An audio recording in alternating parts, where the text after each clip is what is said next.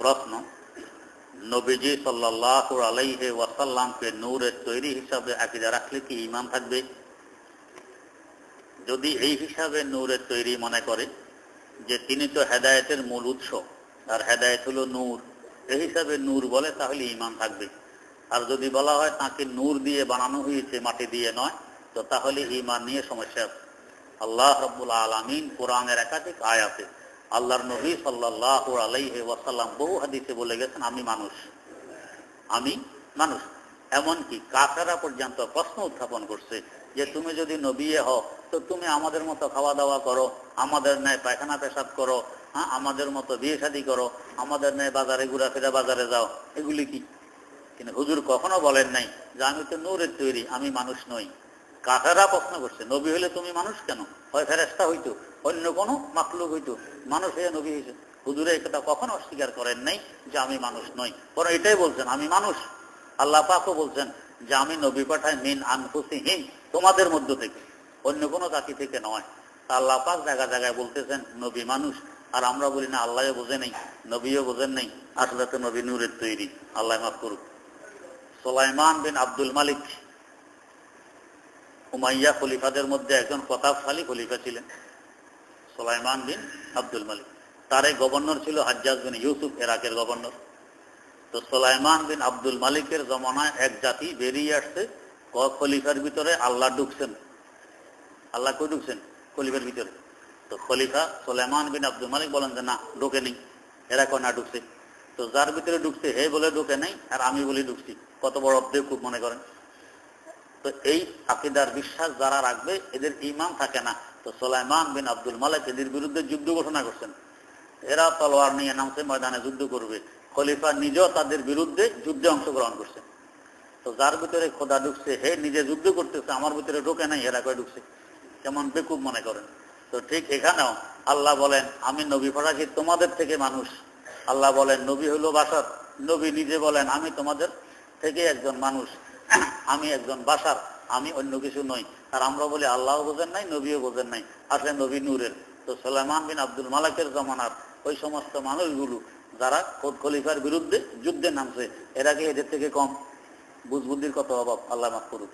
প্রশ্ন, জুতা চুরি হলে ওই চোর যদি অন্য এক জোড়া জুতা রেখে যায়, তাহলে ওই জুতা আমার জন্য পরিধান করা জায়েজ আছে কি? জি না, জায়েজ নেই। কারণ তার সাথে বিনিময় চুক্তি আপনার হয়নি যে তুমি আমারটা নিয়ে যাবে, তোমারটা রেখে দিবা, বিনিময় চুক্তি হয়নি। তো এই চুক্তি ছাড়া আরেকজনের মাল ব্যবহার করা বৈধ নয়।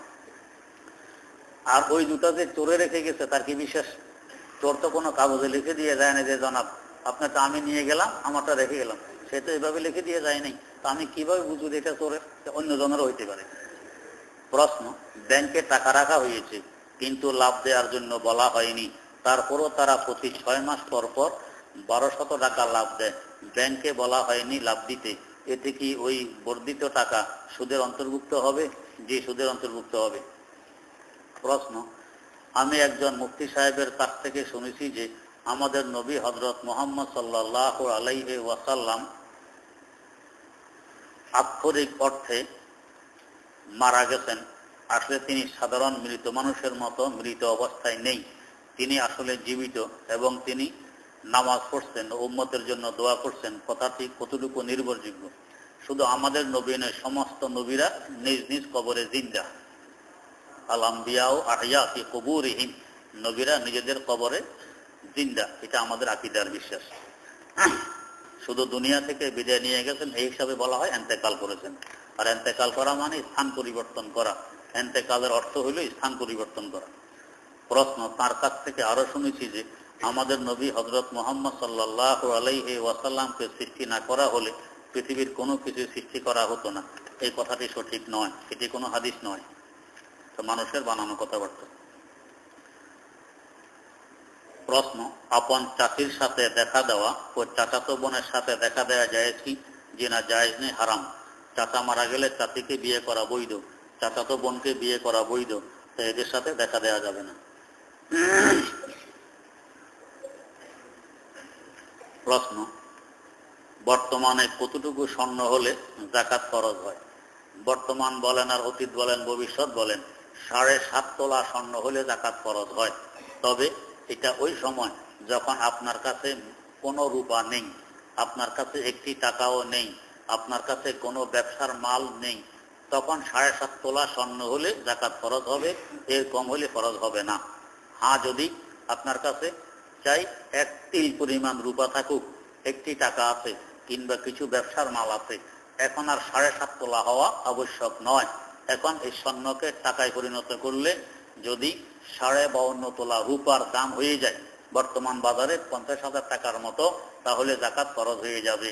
এতে 1 ভরি থেকে একটু বেশি স্বর্ণ হইলেই যাকাত ফরজ হবে। বাংলাদেশে এমন মানুষ খুঁজে পাওয়া কঠিন হবে যার কাছে 1-2 টাকা না আছে, তো টাকা আছেই। এই জন্য এখন 7.5 তোলার হিসাব করলে হবে না, হিসাব করতে হবে স্বর্ণকে টাকা বানাইয়ে 50,000 টাকা হয় কিনা।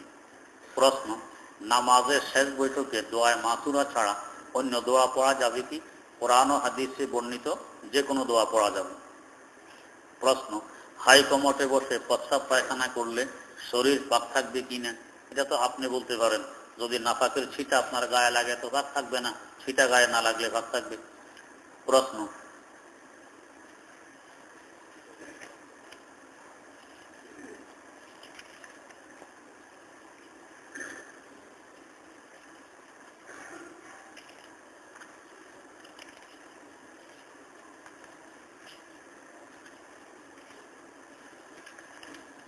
প্রশ্নের জন্য বলেছিলাম নিজ ঠিকানা থাকতে হবে। ঠিকানা থাকলে এগুলোর এখন আর জবাব দেওয়া কঠিন। ঠিকানা থাকবে এবং 1 পৃষ্ঠার বড় কাগজে লিখবেন পরিষ্কার করে। লেখা অনেক সময় পড়তে অসুবিধা হয়, 1 পৃষ্ঠার বড় কাগজে পরিষ্কার করে লিখবেন, ঠিকানা সহকারে লিখবেন। প্রশ্ন, অনেককে বলতে শোনা যায় একজন তালেবে ইলম নাকি কবরের পাশ দিয়ে হেঁটে গেলে 40 দিন কবর আযাব মাফ থাকে, এটা কোনো হাদিস নয়। প্রশ্ন, আমরা যে সূত্র হিসাবে নামাজের সামনে কেদারা বা চেয়ার দেই, এটি কি যথেষ্ট হবে? কারণ কেদারা যদিও 1 হাত লম্বা, কিন্তু কেদারার পায়া 1 আঙ্গুল পরিমাণ মোটা নয়, যে চেয়ার দিলে যথেষ্ট হবে, এটাই সূত্র হয়ে যাবে। প্রশ্ন, নামাজের সালাম ফিরানোর পর 3 বার আস্তাগফিরুল্লাহ পড়া কি সুন্নত? জি সুন্নত। প্রশ্ন, নামাজের মধ্যে উভয় হাত দ্বারা কাজ করলে কি নামাজ ভেঙে যাবে? জি ভেঙে যাবে। প্রশ্ন, মসজিদে দুনিয়াবি কথা বলা হারাম, এটি কি রাসূলের হাদিস নাকি কোনো বুজুর্গের কথা? জি না, এটি হাদিস নয়। তবে মসজিদ নির্মাণ হয় ইবাদতের জন্য, দুনিয়ার কোনো কাজের জন্য নয়, তাই দুনিয়ার কোনো কাজ মসজিদে বৈধ নয়। প্রশ্ন, সেজদার মধ্যে কুকুরের মতো উভয় হাত ফেলে রেখো না, হাদিসটি কতটুকু সহিহ? জি ঠিক আছে, এভাবে রাখা নিষেধ। প্রশ্ন, জুমার দিন খুতবার আজান দেওয়ার পর হাত তুলে মুনাজাত দেয়া কি হাদিস দ্বারা প্রমাণিত? জি না, প্রমাণিত নয়। প্রশ্ন, বর্তমানে প্রচলিত মিলাদ কি বেদাতের অন্তর্ভুক্ত? ইবাদত মনে করলে, সুন্নত মনে করলে বেদাতের অন্তর্ভুক্ত।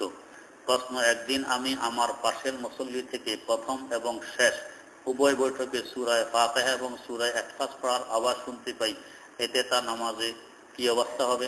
এতে তার নামাজ হবে না। এখানে তাশাহুদ পড়া ওয়াজিব, এর পরিবর্তে সূরা ফাতিহা পড়লে ওয়াজিব থেকে যাবে, যার কারণে নামাজ হবে না।